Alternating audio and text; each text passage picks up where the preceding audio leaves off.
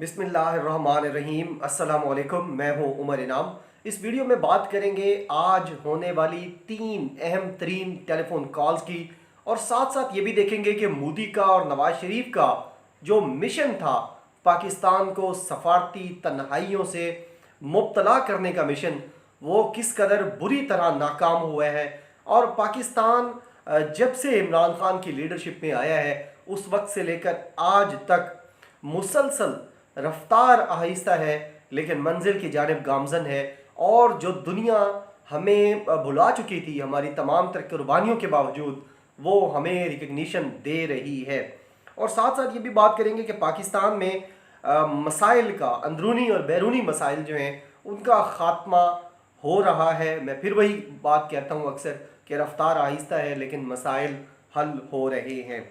सबसे पहले अगर हम बात करें कि वज़ीर आज़म इमरान खान की टेलीफोन कॉल्स पर आज किन अहम तरीन रहनुमाओं से बात हुई है और क्या बात हुई है, और उन फ़ोन कॉल्स का क्या इम्पेक्ट होगा पाकिस्तान में और पाकिस्तान से बाहर। सबसे पहले मोहम्मद बिन सलमान, आप सब उनका नाम जानते हैं। आलमी सियासत और आलमी सिक्योरिटी का एक अहम तरीन रुकन है। मोहम्मद बिन सलमान क्राउन प्रिंस हैं सऊदी अरब के, और डिफेंस मिनिस्टर भी हैं वहाँ पे, डिप्टी प्राइम मिनिस्टर भी हैं सऊदी अरब के। उनकी इमरान खान साहब से कॉल हुई, और ये भी हकीकत है कि मोहम्मद बिन सलमान की जितनी बातें हैं, यानी अच्छी या बुरी हर इंसान में होती हैं। रियासतों का मफाद अपना मफाद होता है, कोई मुस्तकिल दोस्तियाँ और मुस्तकिल दुश्मनियाँ आलमी सतह पर नहीं होती। रियासतें अपने मफादात के लिए काम करती हैं। अगर इस नुक्ते से हम देखें तो मोहम्मद बिन सलमान की प्रेजेंस सऊदी अरबिया में, उनकी पावर, और पाकिस्तान के हवाले से खसूसन इमरान खान से जो उनकी रिलेशनशिप है वो बड़ी ज़बरदस्त है। और आज ख़ित्ते की सूरत हाल के हवाले से बात हुई, इकॉनमी पर बात हुई, और ये एक अहम तरीन कॉल थी मोहम्मद बिन सलमान की जिसमें वज़ीर आज़म इमरान खान साहब ने उनके साथ गुफ्तगू की। दूसरी जो अहम कॉल आज वज़ीर आज़म इमरान खान साहब ने जिसके ऊपर बात की वो मोहम्मद बिन जैद की थी, जो क्राउन प्रिंस हैं अबू धाबी के, यूएई के, और जो है वो डिप्टी सुप्रीम कमांडर भी हैं मुत्तहदा अरब इमारात की फ़ौज के। मोहम्मद बिन सलमान और मोहम्मद बिन जैद ये मिडल ईस्ट के अंदर जो पॉलिटिक्स है उसके पिलर्स आप कह लें। इन दोनों जो क्राउन प्रिंस हैं, एक सऊदी अरब के और दूसरे यूएई के, तो मोहम्मद बिन जैद के साथ भी वज़ीर आज़म इमरान खान साहब की तफसीली बात हुई। और ये दोनों कॉल्स, और तीसरी कॉल जो आई है पहले मैं वो बता देता हूँ किसकी है, फिर हम डिस्कस करते हैं कि ये कॉल्स आने का सिलसिला रोज़ बरोज़ वज़ीर आज़म इमरान खान साहब को तेज़ क्यों हो रहा है। कुछ को वज़ीर आज़म इमरान खान साहब खुद कॉल कर रहे हैं, कुछ की कॉल्स आ रही है। तो ये जो इंटरनेशनल इंगेजमेंट है इसमें पाकिस्तान की सफारती तन्हाई कहाँ चली गई जो मोदी और नवाज शरीफ का ख्वाब था।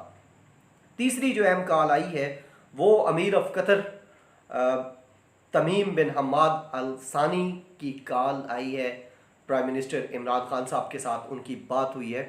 तो ये जो तीनों कॉल्स हैं, और इससे पहले जितनी कॉल्स आ रही है या जिनको इंगेज किया जा रहा है हमारे फॉरेन मिनिस्टर की तरफ से या प्राइम मिनिस्टर की तरफ से, उन तमाम कॉल्स का जो मकसद है वो इस वक्त तो सिर्फ अफ़गानिस्तान है।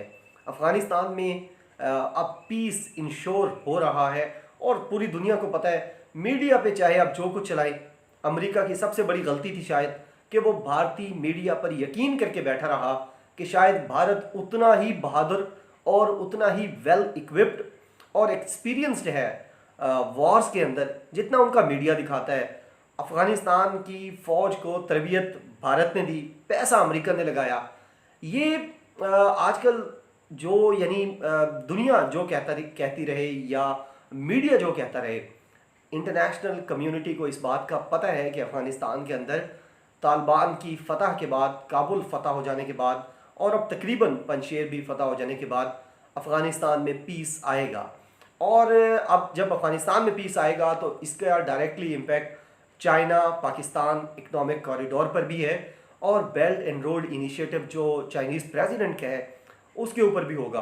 और मैं ये पहले भी बता चुका हूँ, बहुत ज़्यादा ये डिस्कस हो रहा है कि अगर अफ़गानिस्तान के अंदर पीस इंश्योर हो जाता है जो कि इंशाअल्लाह हो जाएगा।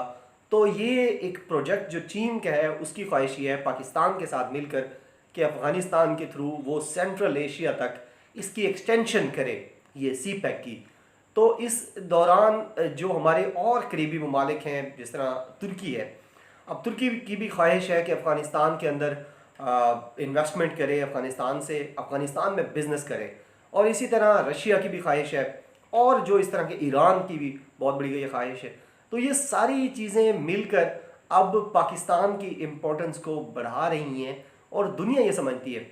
और आज मैं पढ़ रहा था कहीं शायद गल्फ न्यूज़ में कोई आर्टिकल था जिसमें वो ये कह रहे थे कि यूरोपियन कंट्रीज़ भी ये वेट कर रहे हैं कि अगर स्ट्रेटेजिकली पाकिस्तान एक्सेप्ट करता है, रिकग्नाइज़ करता है, उसके साथ ईरान, रशिया, चाइना करते हैं, तो फिर कहा यह जा रहा है कि जो यूरोपियन कंट्रीज़ हैं वो भी सफारती सतह पर कोशिश कर रहे हैं कि अगर तालिबान आते हैं और उनका मफादात मीट करते हैं वहाँ पर, तो उनकी भी कोशिश होगी कि इन्वेस्टमेंट वो भी करें। लिहाजा पाकिस्तान को सारी दुनिया ये समझती है, ये जानती है और ये मानती है कि अफ़गानिस्तान के हवाले से इस वक्त सबसे जो अहम मुल्क है वो पाकिस्तान है। अगर अफ़गानिस्तान के अंदर कोई भी चीज़ करनी है आपने, तो पाकिस्तान से गुज़र कर काबुल का रास्ता इस्लामाबाद से गुज़र कर आएगा, ये सारी दुनिया को पता है। इसलिए अब वज़ीर-ए-आज़म इमरान खान साहब को इंगेज किया जा रहा है अफ़गानिस्तान के हवाले से, और पाकिस्तान इसमें बहुत क्लियर है। ये सारी बातें जो मैं कर रहा हूँ ये आप भी समझते हैं, पाकिस्तान भी समझता है कि अगर अफ़गानिस्तान के अंदर पीस नहीं होगा तो चीज़ें उस तरह से नहीं हो सकेंगी। पाकिस्तान की तरक्की की जो रफ्तार है वो उतनी पेस नहीं पकड़ सकेगी अगर अफ़गानिस्तान के अंदर डिस्टर्बेंस होगी। लिहाजा पाकिस्तान की भी इस वक्त सबसे ज़्यादा कोशिश है और ख्वाहिश है बड़ी मुखलसाना पाकिस्तान की कि अफ़गानिस्तान के अंदर पीस हो। अब बात करते हैं कि जी मोदी जब प्राइम मिनिस्टर बना भारत का, तो उसने जी नारा लगाया, और यहाँ पर जाहिर है उस वक्त वो बंदा था जिसने साड़ियाँ बेचनी थी, जिसने बग़ैर वीज़े के भारतीयों को बुरबन और मरी तक लेके जाना था, जिसने अपनी शादियों में नरेंद्र मोदी को इनवाइट करना था।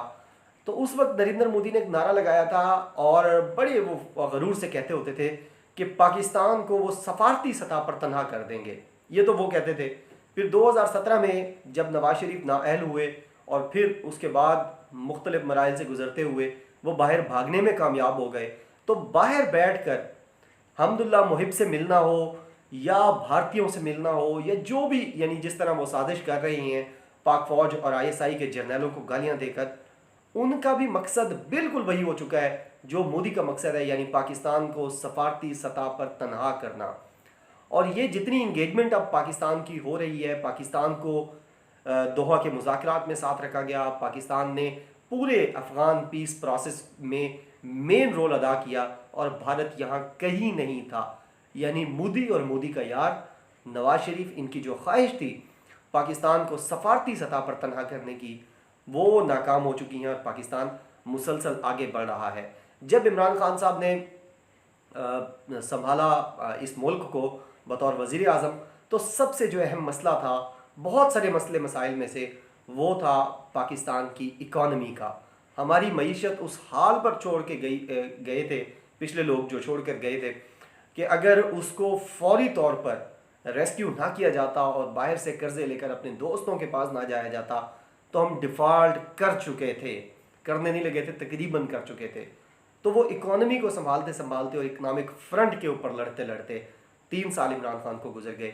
अब अल्हम्दुलिल्लाह इकॉनमी भी बेहतर हो चुकी है, हर इशारिया जो इकॉनमी को डिफ़ाइन करता है वो बेहतर हो चुका है, और सबसे ज़्यादा जो हमें कामयाबियाँ मिली हैं वो हमें फ़ॉरेन फ्रंट पर मिली हैं। सफारती अंदाज में जो हमने चीज़ें अचीव की हैं वो इमरान खान के क्रेडिट के ऊपर हैं।